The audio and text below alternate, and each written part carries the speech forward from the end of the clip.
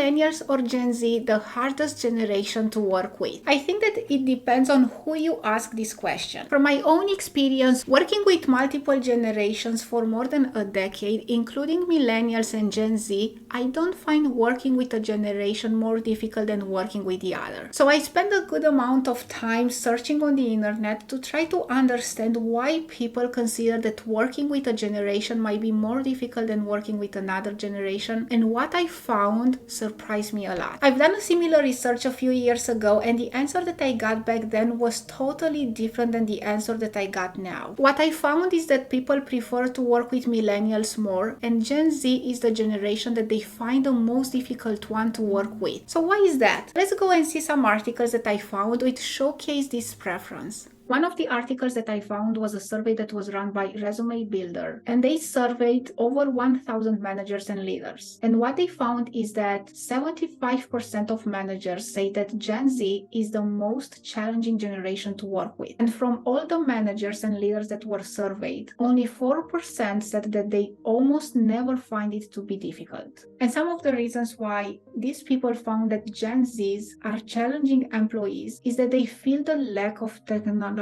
skills. Other reasons why managers find difficult to work with Gen Z is that they feel that Gen Z has a lack of productivity, they get easily distracted, they have poor communication skills, to name some. And there were a lot of articles in this direction, but another one that I found really interesting was an article on LinkedIn where they try to anticipate what would be the percentage of people in the workforce by generation in 2025 and 2030. And just looking at this chart, we can see that there will be an increase in Gen Z in the upcoming years in the workforce. And by 2030, it is estimated to have around 33% of Gen Z in the workforce, where millennials will be around 41% and Gen X around 25%. And by that time, it is estimated that the majority, if not all baby boomers, will retire. So just taking these two articles and knowing that Gen Z is gonna be a big percentage in the workforce, I can say that arguing which generation is the most difficult to work with is not a solution.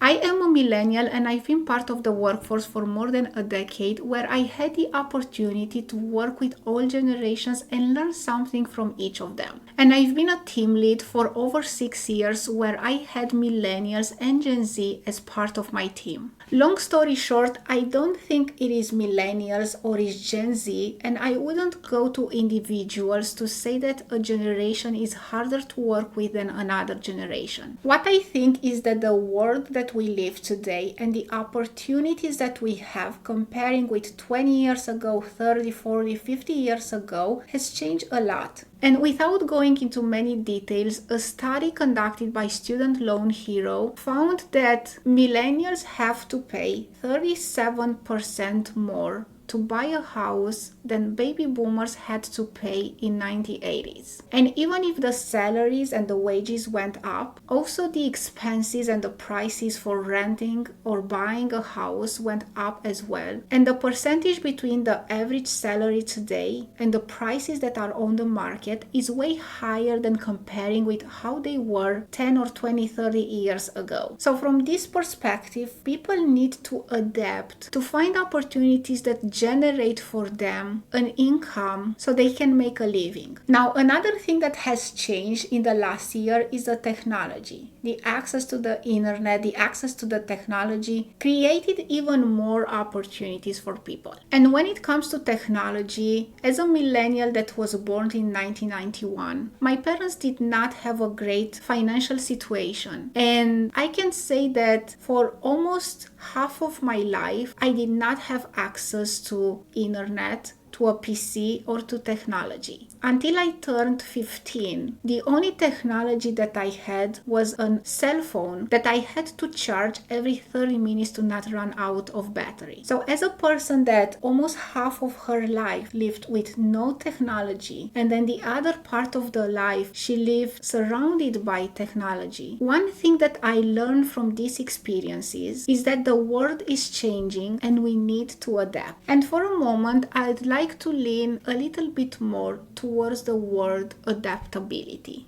Working with different generations or different individuals within the same generations, some have a remarkable capacity to adapt to new situations or new styles of work. And they view change as an opportunity to grow and improve. On the other hand, there are people that prefer to stay in the comfort zone, to stay in an area that is more familiar to them, and to follow the same routine and same processes. I usually refer to these two types of preferences as someone's ideal. So for example, if you are in the category where you prefer to stay in the comfort zone, maybe your ideal is to feel safe and secure. Where if you are in the other category where you prefer to take the opportunities and jump into the unknown, into the uncertainty, maybe your ideal is freedom.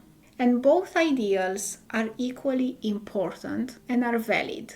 And understanding people ideals and working towards finding options that are beneficial for both parties can create an environment where people feel safe and they feel heard.